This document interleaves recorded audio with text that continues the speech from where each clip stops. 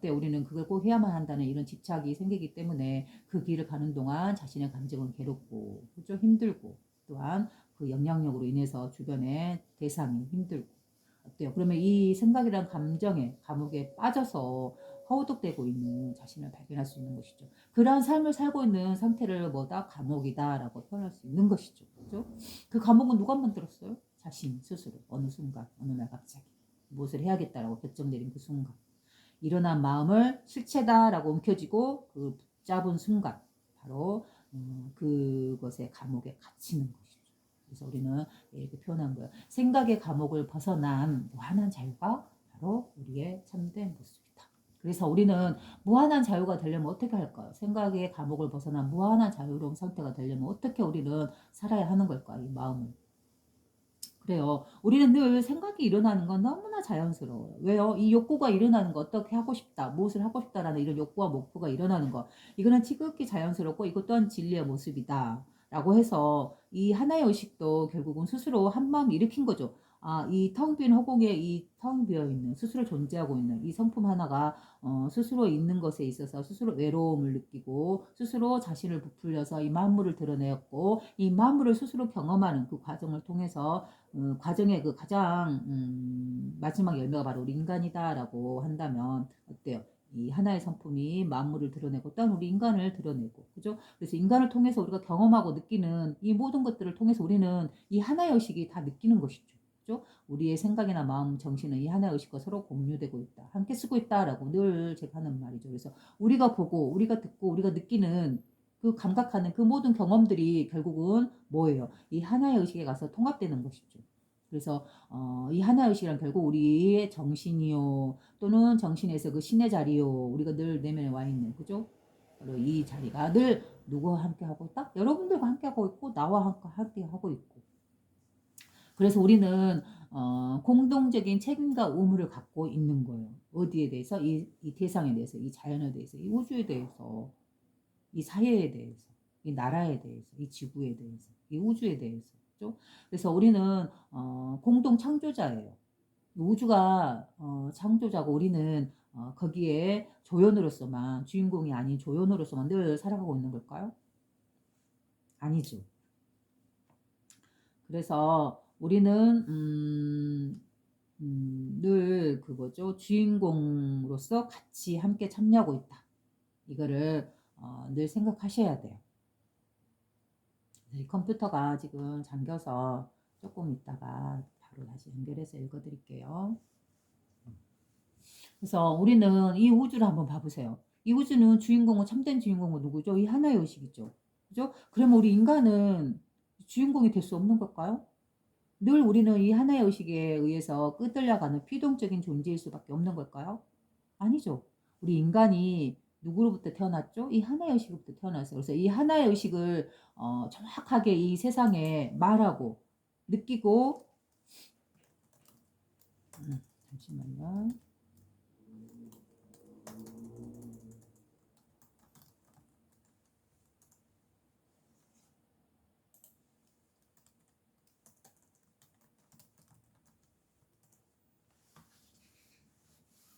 이 세상에 말하고 이 하나의 의식을 정확하게 느끼고 인지하고 사람들에게 전할 수 있는 존재는 누구일까요? 우리 인간이죠. 풀이 그럴까요? 동물이 그럴까요? 나무가 그럴까요? 구름이 그럴까요? 은하수가 그럴까요? 해가 그럴까요? 아니죠. 자신의 성품자리를 정확하게 보고 이 성품자리에 대해서 사람들에게 이야기할 수 있는 그 존재는 누구예요? 바로 아버지 성품을 가장 많이 물려받은, 있는 그대로 물려받은 바로 우리 인간이죠.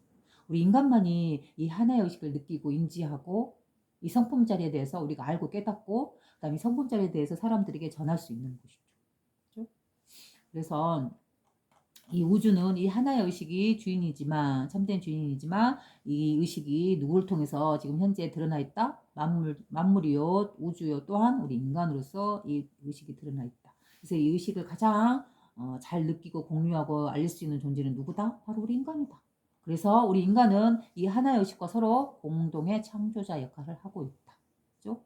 그래서 이 창조자이신 이 하나의 의식이 우리의 정신으로서 내려와 있으니 우리가 바로 이 하나의 의식을 그대로 전달해서 이 자연의 우주에 다시 되돌려줄 수 있는 바로 그 주인공이고 중개자고, 그죠? 바로 이 하늘의 뜻을 우리가 이 만물의 물질의 육지에 이 세계 우주에 전달할 수 있는, 그죠? 하늘의 사자 역할을 할 수 있는, 하늘의 뜻을 전달할 수 있는 그런 역할을 할 수 있는 존재인 것이죠. 우리 인간이라는 존재가.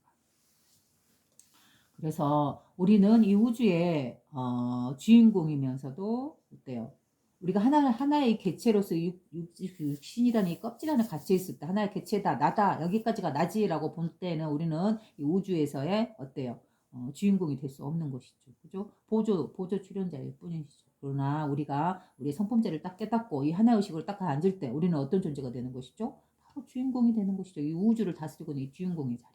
바로 이 자리를 우리가 앉기 때문에 우리가 어때요? 자신의 성품을 제대로 보고 이 성품 자리에 딱 가 앉을 때 우리 인간은 보조자고 이렇게 지나가는 그런 중요한 역할자가 아니라 바로 우주의 중심이고 자신이 또 우주의 창조자이고 주인공이고 우주의 한 중간에 설 수 있는 것이죠. 그래서 자신이 바로 이 우주의 중심인 북극성이 될 수 있는 것이죠.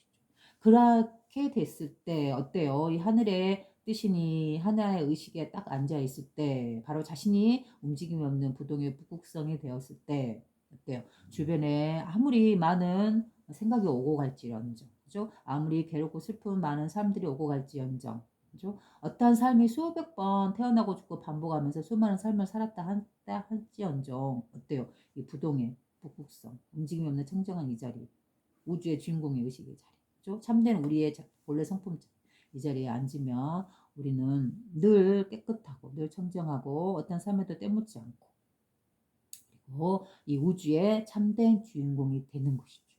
그죠? 이 우주라는 이 자연이라는 우리의 삶이라는 이 하나의 드라마의 참된 주인공으로 우리가 역할을 할 수 있는 것이죠. 그죠? 하지만 나라는 이 개체, 이 몸이 나지라고 해서 이 6가지 감각에 의해 다스림 받고 있는 이 몸이 나다라고 볼 때 우리는 이 우주라는 자신의 삶이라는 이 드라마에서 어때요? 주인공이 될 수 없는 것이죠. 벗어나서 늘 이 우주를 향해서 드라마를 향해서 싫다, 뭐 나쁘다, 잘못됐다, 악하다, 뭐 괴롭다, 고통스럽다라고 그런 불평불만의 말만을 늘 뱉을 수밖에 없는, 그죠? 그런 존재가 될 수밖에 없는 것이죠. 그죠? 그래서 그래서 생각의 감옥을 벗어나 무한한 자유가 바로 그대일지니 바로 우리의 성품자리죠. 그래서 우리가 이 생각의 감옥을 벗어나면 우리는 어떤 자리가 드러난다? 우리 성품자리. 그죠? 이 하나의 의식의 자리에 우리는 앉을 수 있다. 그럴 때 우리는 어떤 상태가 된다? 무한한 자유로움에 앉게 된다. 그죠? 그래서 이 무한한이라는 무량한이라는 말은 우주의 성품이고 이 하나의 의식의 성품인데 이 성품 자체가 온 우주를 그 넓고 넓은 우주를 품는 것처럼 어떠한 경계 없이 이 텅 비어있는 이 허공의 이 자리를 한번 봐보세요. 이 자리는 어떠한 경계가 없죠. 여기저기 막혀있는 게 없죠. 그리고 못 뚫고 가는 게 없죠. 물질이 있다 해서 그걸 못 뚫고 가는 게 아니죠. 그죠? 우리의 인간의 의식으로는 물질과 물질이 있으면 여기를 뚫을 수 없다라고 하지만 이 물질과 이 물질을 낳게 한 이 하나의 의식은 어때요? 여기도 역시 작용해서 하나의 물질을 만들어내고 또 여기에 있는 물질에도 역시 이 하나의 의식이 작용해서 이 물질 개체를 만들어냈어요. 즉 한 분의 인간도 개체로 보면 따로따로지만 결국 인간이라는 이 생명을 만들어낸 그 주인공 이 하나의 의식은 여기 이 사람에게도 있고 여기 이 사람에게도 있죠. 그러니 이 하나의 의식은 양쪽 다 공동으로 같이 공유하고 있는 것이죠. 마찬가지로 이 물질 세계도 떨어지고 무한하고 아무리 먼저 우주의 끝과 끝이라 할지라도 그 모든 물질들이 모든 생명들이 이 하나의 의식에 의해서 태어났기 때문에 그죠? 이 텅 빈 허공이라는 곳 안에서 허공이라는 하나의 커다란 테두리 그릇 안에서 그 안에서 우주가 태어나 있기 때문에 모든 생명들이 그들은 모두 뭐예요? 허공이라는 그 커다란 그 그릇 안에 서로 안에 들어가 있는 하나의 그릇 안에 들어가 있는 생명체들인 것이죠. 그래서 그 모든 생명체들은 결국 이 하나의 의식이라는 하나의 그릇이라는 우주라는 그 그릇 안에 담겨 있기 때문에 그죠? 그 텅 비어 있는 이 허공으로서 서로가 연결되어 있는 것이죠. 그래서 이 텅 비어 있는 허공에 무엇이 있어서 이 물질과 이 물질이 이 사람과 이 사람이 이 우주와 이 우주가 서로 연결될 수 있느냐라고 하면 이 우주와 이 우주 사이에는 눈에 보이지 않고 잡히지 않지만은 암흑 에너지다라고 해서 드러나지 않는 보이지 않는 바탕에 그죠? 이 질서 바로 이 자리를 지금 한참 알아가는 게 바로 양자역학이잖아요. 그래서 이 보이지 않는, 드러나지 않는, 즉 에너지요, 기운이요, 의식이요, 정신이요, 마음이라고 부르는. 그렇죠? 특히 불교에서는 이 암흑의 에너지의 개념 같은 이런 것들을, 또는 양자역학에서 일어나는 이곳과 저곳이 아무리 떨어져 있다 할지라도 어때 동시성으로 움직이고 있는 양자 얽힘이라고도 하죠. 이거를 바로 이러한 상태를 불교에서는 마음이라는 언어로 많이 표현해요. 그래서 이 마음이라는 거는 말 그대로 이 우주를 굴리는 이 하나의 의식, 순수 의식, 부동의 의식, 이 자리를 마음이다라고 불교에서는 많이 표현해요. 그래서 이거를 원효는 일심이다라고도 표현했죠. 원효 스님은. 그래서 이 마음, 우리의 늘 쓰고 있는 이 마음, 또 다른 말로 정신, 그죠? 그래서 유교에서는 이걸, 이 상태를 정신이다, 우리의 정신이다라는 언어로도 많이 표현하죠. 그래서 정신이요, 마음이요, 늘 우리가 함께하고 있는 바로 이 성품의 자리. 그 자리가 바로 어떤 기질을 갖고 있다? 무한한 자유로움이다. 어디에도 갇힘이 없다. 그죠?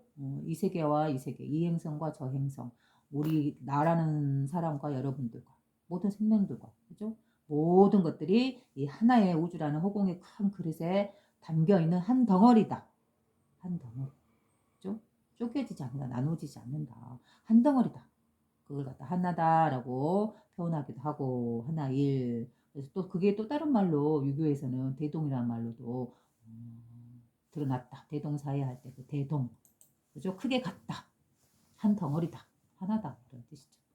자, 그럼 그 다음 보면 이제 쇼트 판타지 시리즈에서 5에서 이 편에는 5번째 편인데, 시리즈 중에 5개째인데 거기 소 제목들을 보면 제목이 아주 재밌네요. 보면 아래의 석가와 위의 미르 21번째 이야기인데요. 이제 앞에 1에서 4까지가 20편의 이야기가 있었나 보죠. 그래서 21번째 아래의 석가, 밑에 석가와 위의 미륵이다. 이거는 이제 불교적인 언어죠. 그래서 이때는 이제 불교가 주 언어가 돼서 이걸 썼고, 그 밑에는 또 다른 내용도 있네요. 그래서 아래는 석가모니 부처님을 말하는 거고, 위에는 미륵이래요. 미륵이란 누구죠? 미래 온다는, 그 불교에서 온다는 미래의 미륵 부처님이라는 그런 거죠. 그래서 그걸 비교해서 이렇게 써놨고, 22번째는 석가와 미륵의 네개 한판. 재밌겠네요. 어떤 내용일까요? 그 다음에 23번째는 미륵의 가사와 바루를 전해주어라. 그래요. 그래서 여기서 보면 미륵의 가사라는 말은, 이거는 원래 이제 제가 그렇게 관심 있는 부분은 아니었는데, 이 가사와 돌바루를 어디서 재미난 생각을 했냐면, 그 미륵의 가사라는 말은 제가 이제 그 유튜브, 아니 옛날에 경주 동국대 경주 캠퍼스에 다닐 때, 불교 공부할 때, 불교학 공부하러 갔을 때 거기서 선학을 가르쳤던, 자선할 때 그 선이죠. 선학을 가르쳤던 그 문광 스님이라고 계세요. 그분이, 문광 스님이 지금도 여전히 그 동국대, 서울 동국대 연구 교수인가 하여튼 뭐 가 있는 것 같아요. 그래가지고 근데 그분이 이제 그분의 유튜브를 가끔 어쩌다 그때 당시 들어보면, 나중에 이제 공부 끝나고 유튜브를 이제 한 번씩 들어보면, 그 미륵불에 대해서 그 문강 스님이 많이 관심을 가지고 한 번씩 이야기하는 그 영상이 있었어요. 그 안에 내용이가.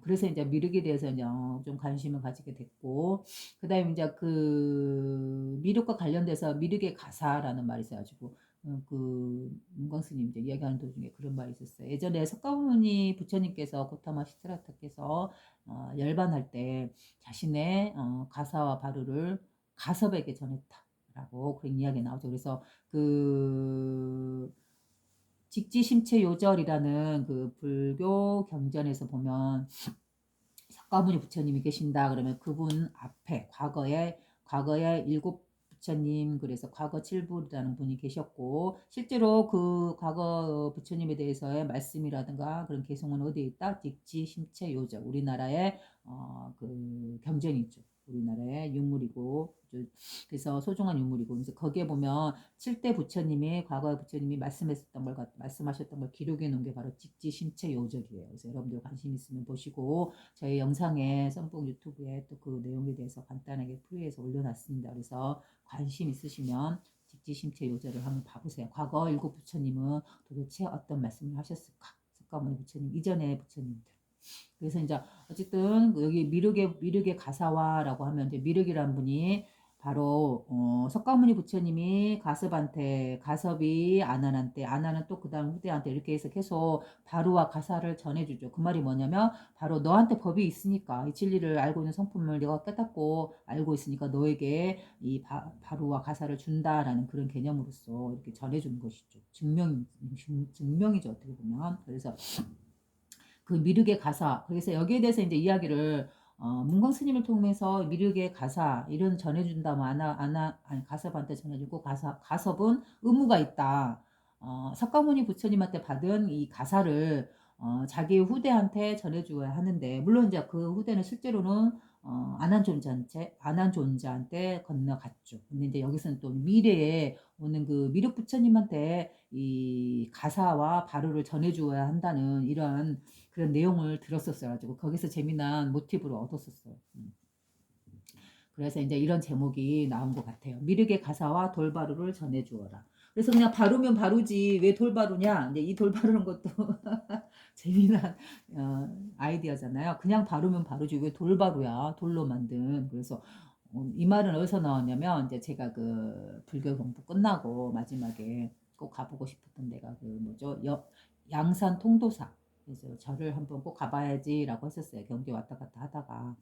이제 나중에 이제 학교 끝나고 좀 지나서 6개월 정도 지나서 이제 실제로 가봤는데 거기 양산에 있는 통도사에 갔더니 거기가 특이한 점이 바로 돌바루가 있었어요. 돌바루. 그래서 거기 돌바루가 보기 전에 유튜브에서 관심 있어서 양산 통도사를 갔다 유튜브를 한번 검색해갖고 그 내용 전경을 이렇게 유튜브에 요즘 많이 나와 있잖아요. 그래서 한번 봤는데 쑥 지나가는데 그 돌바루가 딱 보이는 거라서 저거 뭐지 하고 봤더니 바로 그게 미륵전 앞에 있는 돌바루였어요. 돌바루. 그래서 저거 다음에 통도사 가면 꼭 저거를 한번 봐봐야겠다. 이제 이런 생각이 들었었어요. 그래갖고 실제로 통도사에 갔을 때 이제 돌바루가 있는 그 지역을 찾아가자고 미륵전 앞에 있는 그 돌바루를 봤어요. 근데 돌바루를 봤는데 신기한 게 바로 그러면 우리가 보통 이 정도 뭐 적당한 크기에 이 정도는 있겠지. 왜냐면 바루라는 거 옛날 스님들 이렇게 떠먹는 그릇이었잖아. 바깥은 음식을 공양받고 그 음식을 이렇게 먹던. 그죠? 근데 그 정도 크기겠지 하고 이제 생각을 했어요. 근데 막상 가니까 엄청 좀 커요, 제법. 마치 그 뭐라고 말할까요? 막 무슨 돌탑 같은 거, 아담한 탑을 갖다가 조성했듯이 그런 느낌으로 돌바루를 둥그렇게 이렇게 안에가 이렇게 모양을 깎아갖고 밑에다 이제 대를 만들어서 이렇게 세워놨더라고요. 그리고 또 특이한 건 위에다 뚜껑을 만들어놨어요. 바로 위에다가 돌로 또 뚜껑을 만들어놨어요. 그 뚜껑 달린 바로 그다음에 밑으로 딱 받쳐있는 이렇게 받침대라고 이렇게 딱 서 있더라고요. 사람이 이렇게 딱 보면 서서 보면 제 크기로 봤을 때 그 바루가 거의 저희 배나 가슴 정도 높이로 이렇게 만들어지더라고요. 제법 크게. 그래서 이거구나 하고 이제 그 바루를 봤던 기억이 나요. 그래서 그런 걸 내용을 통해서 이런 제목이 나왔어요. 미륵의 가사와 돌바루를 전해주라. 그 다음에 24번째가 미륵을 찾아서. 그 다음에 거대해진 돌바루와 가사. 25번째. 그 다음에 26번째는 한 사람. 그 다음에 27번째는 누가 이겼을까? 라는 이런 따로따로 이야기예요. 근데 이제 이 석가 미륵 이런 거는 서로 연결된 이야기인 것 같아요. 그죠? 그래서 우리가 한번 읽어드릴게요. 그래서 이거는 지혜의 문학이다 라고 했죠. 그래서 언뜻 첫 번째 느끼기에는 신기하고 재미있지만 흥미로워서 쏙 들어가지만 그러나 그 이면에는 분명 진리를 드러내고 있다라는 걸 제가 말씀드렸어요. 그래서 이거를 읽고 듣때 이거는 도대체 무엇을 말하고 있는 걸까? 그걸 한번 생각하면서 사색하면서 그죠? 그냥 읽고 끝내는 게 아니고 이 내용에 대해서 그 깊은 이면의 뜻을 찾아가는 것, 즉 자신의 성품자리의 모습이 이 성품의 특성이 어떤 식으로 현재 이 세계에서 발현되고 있는가라는 그런 생각으로 읽는다 그러면 제가 의도한 그것을 제대로 잘 따라오는 거라고 보시면 돼요. 아래의 석가와 위의 미륵. 숲속 아침 이슬이 풀잎마다 매달려 햇살에 반짝인다. 간혹 새의 노래가 상쾌한 아침을 깨운다. 가지를 넓게 펼친 나무 한 그루, 그 아래 석가와 미륵이 앉아있다. 나는 위가 좋으니 위에 앉겠소. 미륵은 높이 떠올라 앉았다. 나는 아래가 좋으니 아래에 앉겠소. 석가는 땅 위에 앉았다. 나는 보이지 않는 곳이 좋으니 저곳에 있겠소. 미륵이 말하고선 자신의 몸을 허공에 숨겼다. 석가는 나무 아래 바위에 앉았다. 미륵이 허공에서 거꾸로 얼굴을 내밀더니 말했다. 그래요. 미륵이 허공에서 얼굴을 아래로 땅 쪽으로 향해서 거꾸로 얼굴을 쑥 내밀더니 말을 했다. 그 장면을 한번 상상해 보세요. 당신은 지금 미륵이 말하는 거죠. 석가한테. 당신은 늘 나와 반대로만 하는군. 내가 못마땅하면 말로 하지. 왜 맨날 나와 반대쪽으로만 가는 거요? 아, 이건 석가가 말하는 거네요. 이제 석가가 어이없다는 듯이 말했다. 당신은 늘 나와 반대로만 하는군. 미륵한테 지금 이야기하는 거예요. 내가 못마땅하면 말로 하지. 왜 맨날 나와 반대쪽으로만 가는 거요? 석가가 어이없다는 듯이 말했다. 그러자 이제 미륵이 말하죠. 당신이야말로 나와 늘 반대로만 하는군. 내가 못마땅하면 말로 하지. 왜 맨날 나와 반대쪽으로만 가는 거요? 똑같이 말을 하고 있네요. 그때 마침 석가와 미륵에게 음식을 공양하기 위해 한 남자가 다가왔다. 그는 음식을 차려놓고 향을 피웠다. 이리 내려와서 같이 음식을 먹읍시다. 석가가 미륵을 불렀다. 그러자 미륵 부처님이 이렇게 말하네요. 나는 이미 먹었어. 응? 분명히 허공에 있었는데 얼굴만 내밀고 있었는데 이미 먹었대. 무슨 소리요? 음식을 아직 먹지도 않았는데. 같이 먹기 싫으면 차라리 싫다고 말하시오. 석가는 시큰둥하니 눈길을 째다봤다 이 말이죠. 눈길을 흘리고 혼자 음식을 먹기 시작했다. 그러자 미륵이 이렇게 말하죠. 뭐래? 나는 이미 먹고 있는걸? 맛있군. 석가는 그의 말을 듣고 기가 막혀서 허공을 올려다 보았더니 음식과 함께 공양했던 향을 꿀떡꿀떡 먹고 있었다. 그래요. 무엇을 먹고 있었다고요? 음식과 함께 공양했던 향을 꿀떡꿀떡 먹고 있었대요.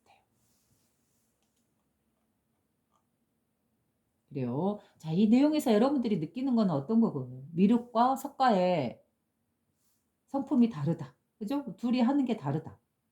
그래서 여기서 느낄 수 있는 거는 여러분들이 이제 눈치가 있다면 느꼈을 거예요. 아래에 석가는 물질계를 상징하는 거죠. 그 위에 미륵은 무엇을 상징하는 것이죠? 이 하나의 자리. 그죠? 이 성품 자리를 상징하고 있는 것이죠. 그런데 석가와 미륵은 서로 같은 말을 하고 늘 동시적으로 같이 행동하고 있죠. 그죠? 바로 그게 이 진리의 성품을 드러낸 것이다라고 보시면 돼요. 그래서 여기서 풀이하면서 한 번 더 읽어볼까요? 그러면 숲속 아침 이슬이 풀잎마다 매달려 햇살에 반짝인다. 간혹 새의 노래가 상쾌한 아침을 깨운다. 가지를 넓게 펼친 나무 한 그루 그 아래 석가와 미륵이 앉았다. 나는 위가 좋으니 위에 앉겠소. 미륵은 높이 떠올라 앉았다. 그래요. 바로 이거에서는 뭐예요? 바로 미륵이란 존재는 보다 이 하나의 진리, 이 위에 텅 빈 이 허공, 그죠? 음양에서 양의 이 성품을 드러낸 게 바로 미륵이다라고 할 수 있는 것이죠. 나는 반대로 아래가 좋으니 아래에 앉겠소라고 석가는 땅 위에 앉았다.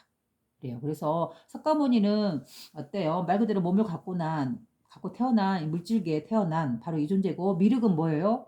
실제로 석가모니 실제로 몸을 갖고 태어난 물질계에 태어난 존재다라면 미륵은 우리가 상상의 이상의 미래의 그죠?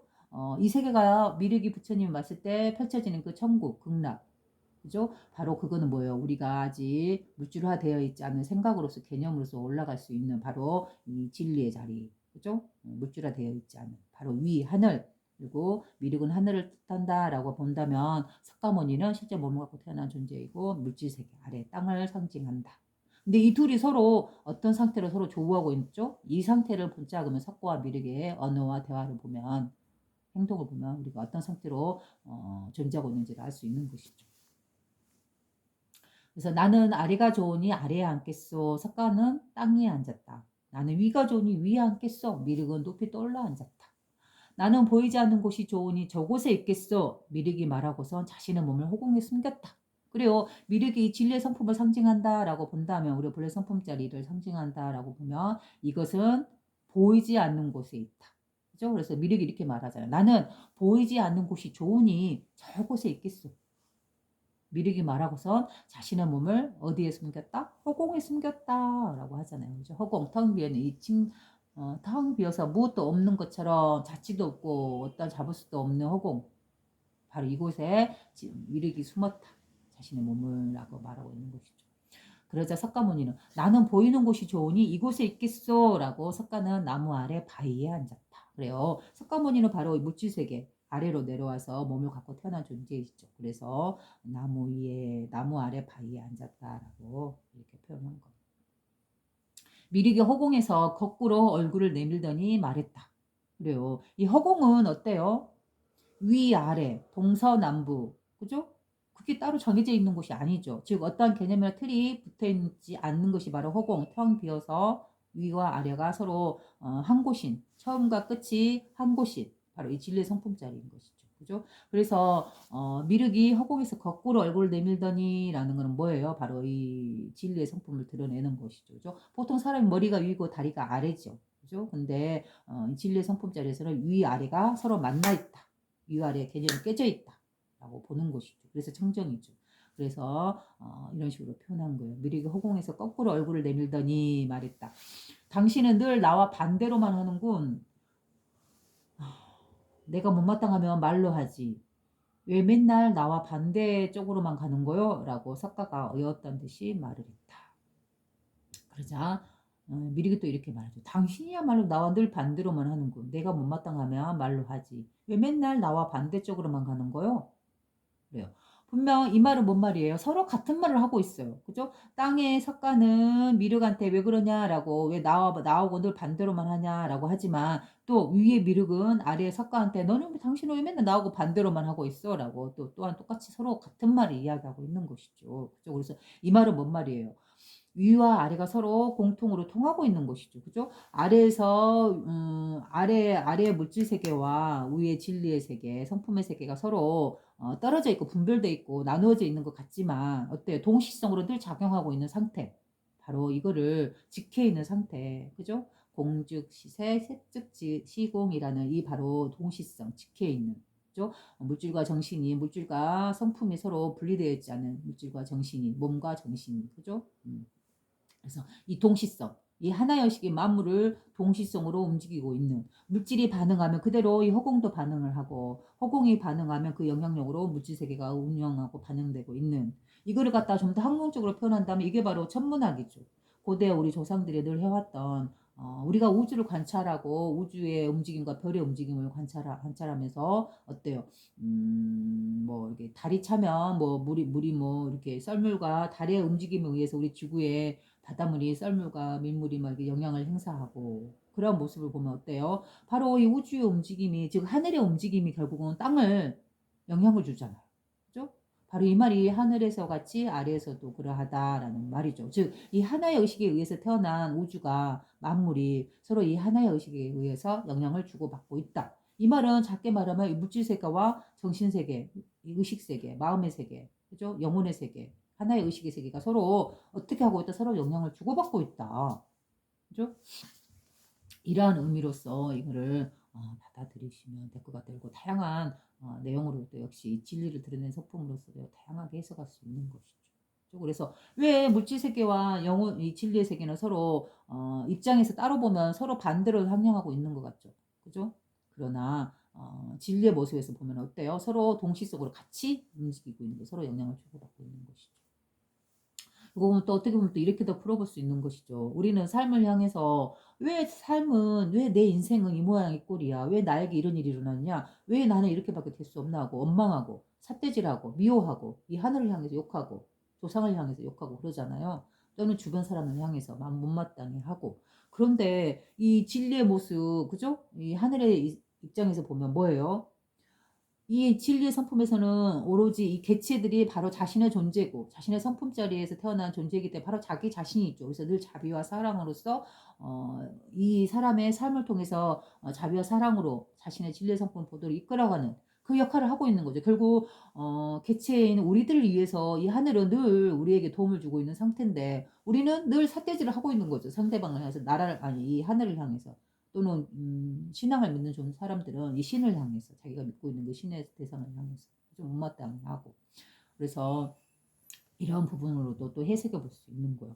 그렇지만은 어때요? 결국은 이 하늘에서 내려보는 미륵이 입장에서 보면 진리의 성품에서 보면 결국은 삿대질하고 미워하고 없는 그 존재를 위해서 어때요? 이 세상은 굴러가고 있는 것이죠. 이 개체들의 삶을 자신의 분신으로 보고 있기 때문에. 그죠? 그래서 넓게 보면 크게 보면 진리의 자리에서 보면 나에게 오는 다양한 시련이라든가 아픔이란 고통이라든가 또는 기쁨, 행복이라든가 성공이라든가 그죠? 그 모든 것들은 결국은 무엇을 위해서 나에게 오고 있는 거예요. 나를 깨닫게 해주기 위해서 오고 있는 것이죠. 결국 그러면 하늘은 늘 우리를 위해서 자비로서 우리를 이끌어가고 있다라고 볼 수 있는 건데 우리는 개체라는 입장에서 물질계에 갇혀서 이 여섯 가지 의식에 갇혀서 자신의 삶을 해석하기 때문에 그죠? 나라는 개체만 쪼개서 이 우주와 떨어져서 나만을 보고 세상을 생각하고 자신의 삶을 판정하기 때문에 나는 이렇다 저렇다 하고 오판을 내릴 수밖에 없는 것이죠. 작은 시야는. 그죠? 그래서 서로 삿대질하면서 너는 왜 그렇게 하냐 미륵은 석가를 향해서 말하고 석가는 또 미륵을 향해서 말하고 그러지만 어때요? 서로는 동시성으로 같이 늘 주고받고 있고 서로가 서로를 위해서 살아가고 있는 것이죠.